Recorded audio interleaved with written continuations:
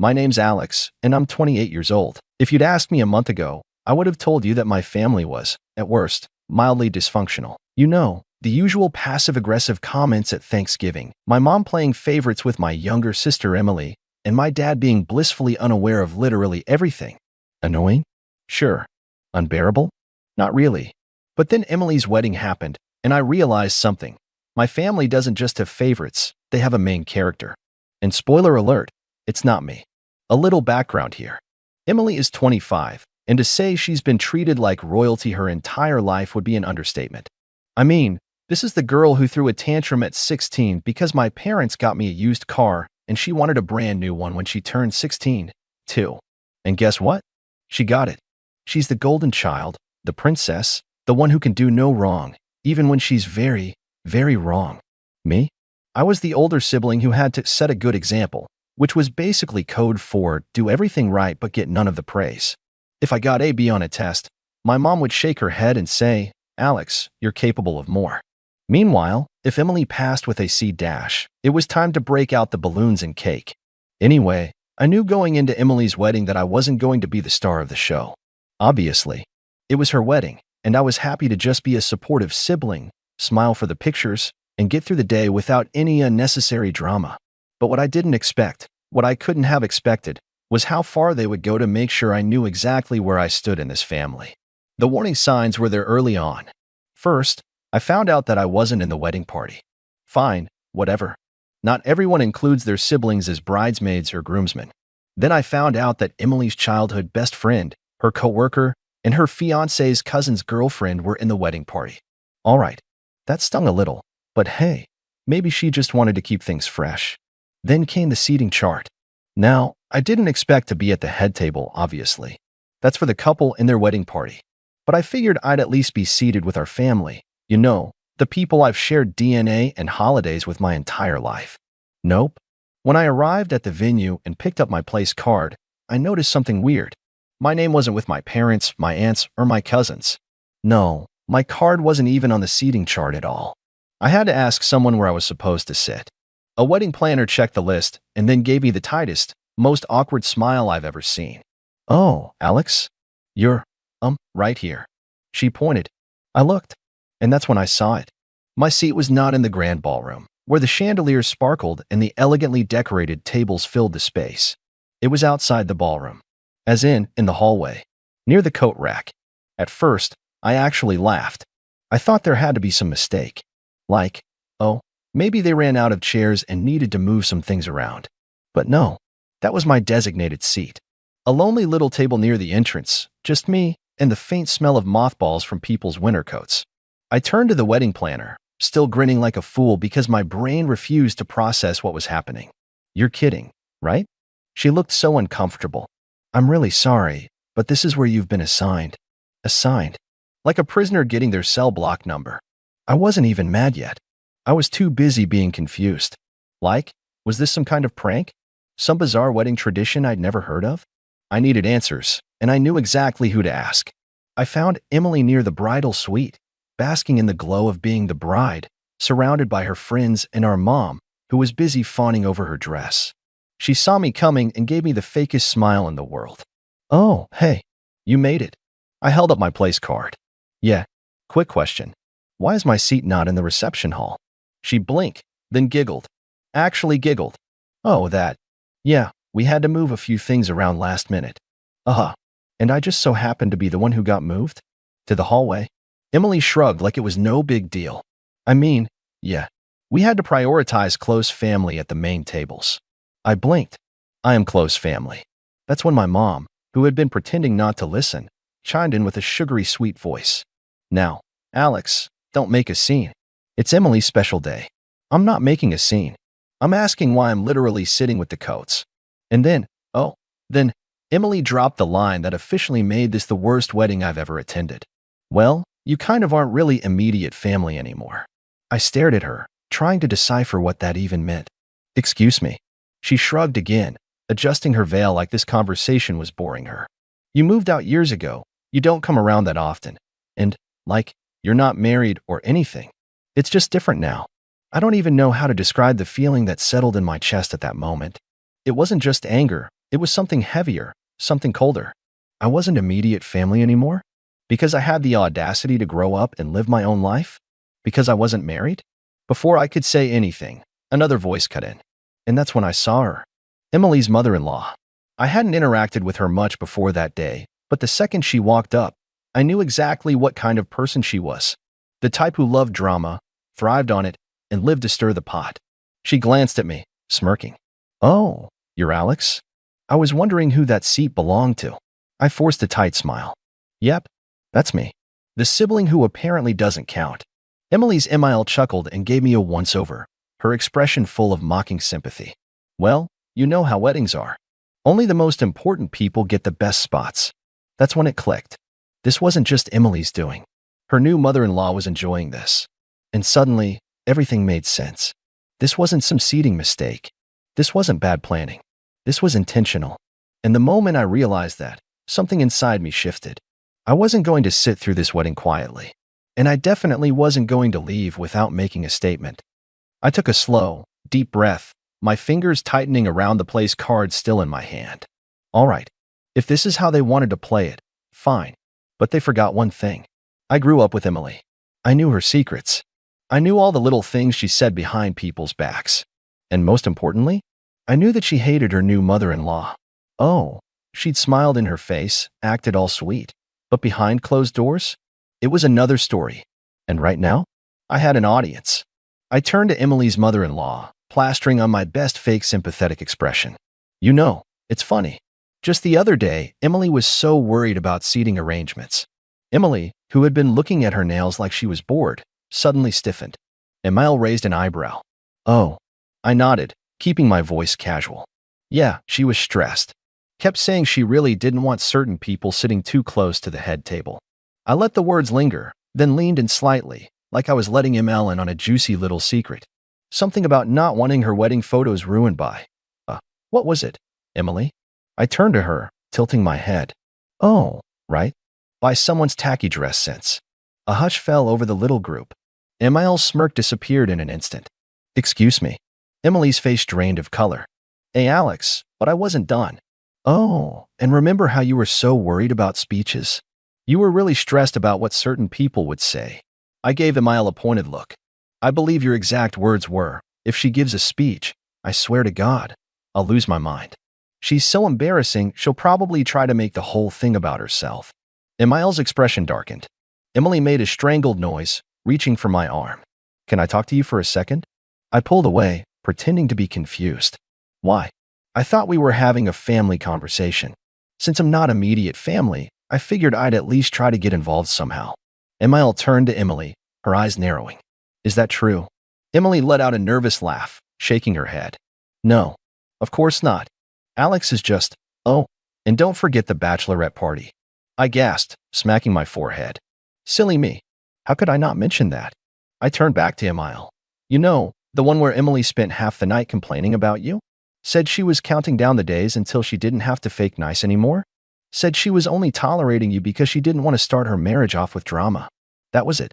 That was the kill shot." Emile's mouth fell open. My mother, who had been standing awkwardly to the side, looked horrified.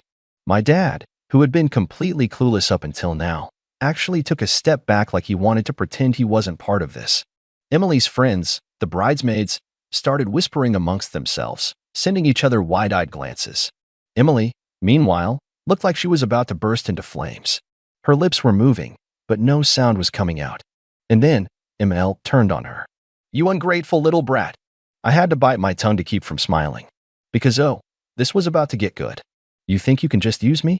Emile's voice was sharp, angry. "After everything I've done for you? The money I put into this wedding? The favors I pulled?"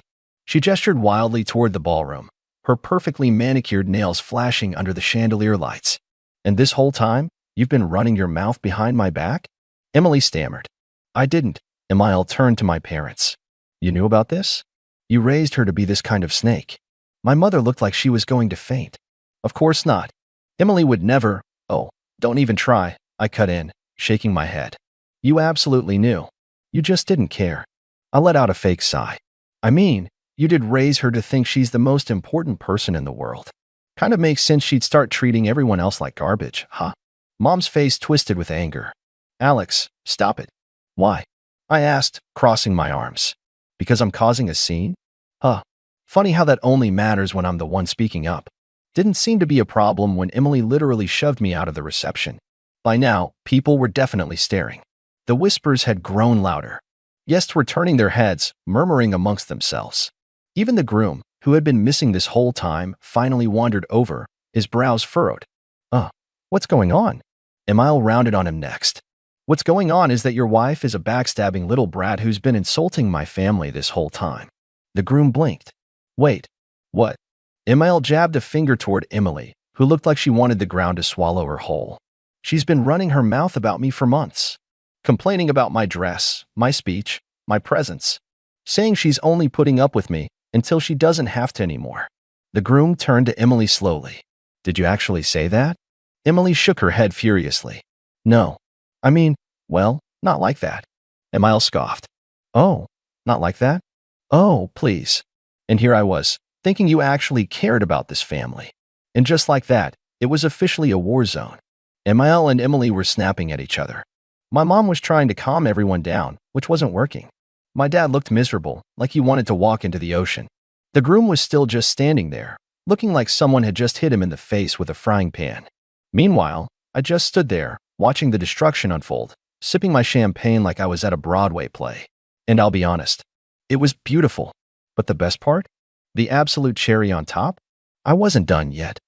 Emily's voice was climbing in pitch, her hand shaking as she turned to her new husband. You believe her over me? She shrieked, gesturing wildly in my direction. Her husband, to his credit, was still trying to process everything. His jaw was clenched, his expression shifting between disbelief and embarrassment as guests openly stared at them. I don't even know what to say, Emily, he muttered, rubbing his forehead. I mean, did you say that stuff? Emily scoffed. I know. It was taken out of context. I raised an eyebrow. Out of context? Oh, right. That classic excuse. I put on my best mocking voice. Oh no, I was just venting. I made air quotes. Oh no, I didn't mean it that way. My voice flattened. Give it up, Emily. You got caught. And, let's be honest, if I didn't say anything, you still wouldn't have cared. Emile, whose fury was only growing, turned to my parents. And you're just okay with this? Mom's mouth opened and closed like a fish. She looked desperate to say something that would salvage the situation. We don't condone. Oh, cut it, I said, waving a hand. You absolutely knew she felt this way, and you still let her pretend to be the perfect daughter-in-law. I clicked my tongue. Guess it's all about keeping up appearances, huh? Emily screamed. You're ruining my wedding, Alex. I looked around dramatically. Oh, I'm ruining it? Sorry, didn't realize I was the one treating family members like dirt and trash-talking the mother of the groom. I turned back to the guests, many of whom were staring with wide eyes. What do you guys think? Who's really to blame here? A few people averted their eyes, not wanting to get involved. But one of the bridesmaids, Emily's own bridesmaid, whispered something to the woman next to her. And that woman? She let out a laugh. That only made Emily angrier. You think this is funny? She hissed, whipping toward them. The bridesmaid's lips twitched. I mean, kinda? Oh, this was getting good. Emily's hands curled into fists, but before she could explode again, I decided to wrap things up. Because, frankly, I was bored.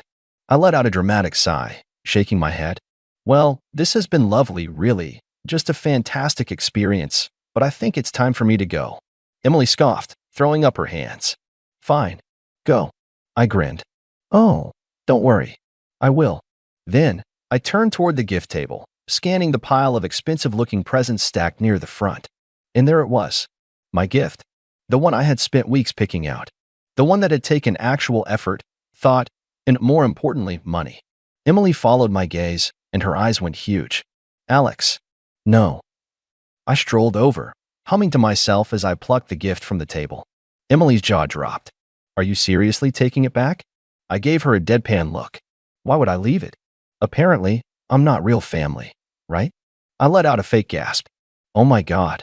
What if I accidentally contaminated it with my servant germs? I clutched my chest dramatically. Wouldn't want to taint your precious married life. Emily's face turned a dangerous shade of red. You're such a child.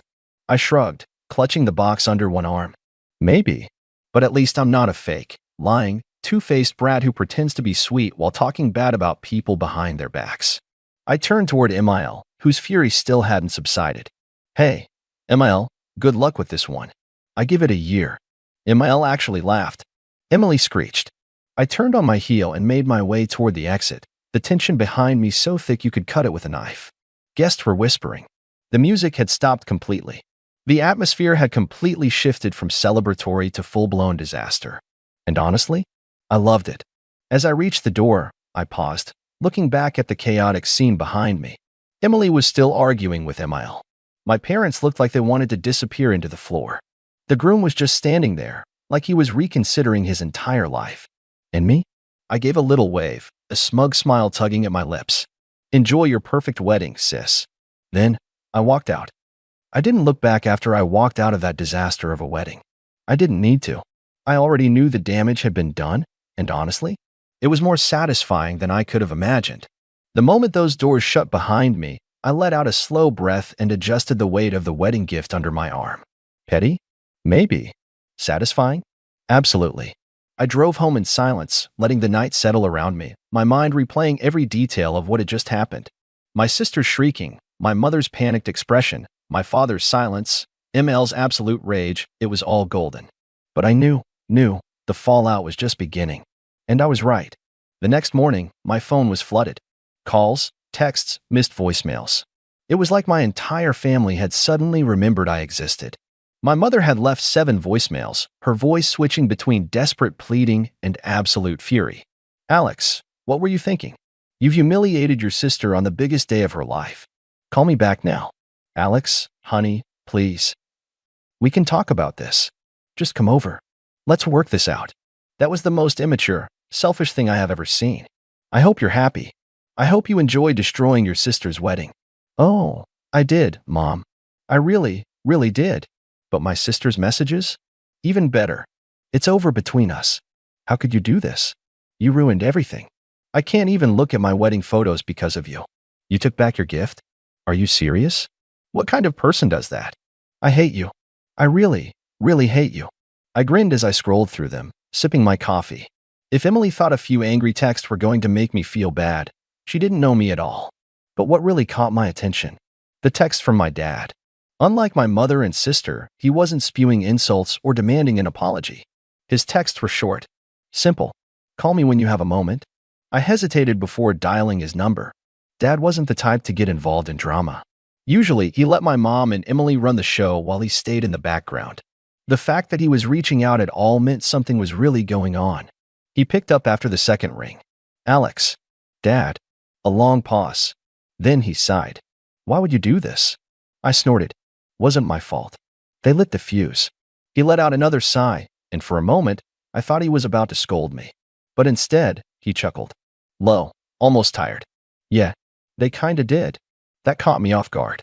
Wait, you agree with me? I didn't say that, he replied, but his tone was different. Quieter. But I saw what happened. And I saw how your mother and sister treated you. It wasn't right. I leaned back in my chair. So, what? You're the only one not blaming me. Another pause. Not the only one. Turns out, the wedding didn't just go back to normal after I left. The damage I had done? It had been irreversible. Emil had completely lost it after I exposed Emily.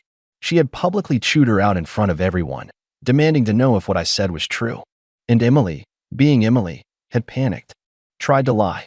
Tried to play innocent. But apparently, Emil had already suspected something was off about her. My little revelation? It had been the final straw. By the time the reception ended, Emil had all but disowned Emily. And the groom? Absolutely furious. Apparently, he had been under the impression that Emily and his mother had a great relationship. He had no idea that Emily had been trashing her behind her back. Finding out like that, in front of everyone? Yeah, not great for a brand new marriage. According to my dad, he and Emily had a huge fight that night. A huge one. As in, maybe we should rethink this whole marriage levels of huge. And my parents? Oh, they were caught in the middle of it. My mom had tried to do damage control, but Emil wasn't having it.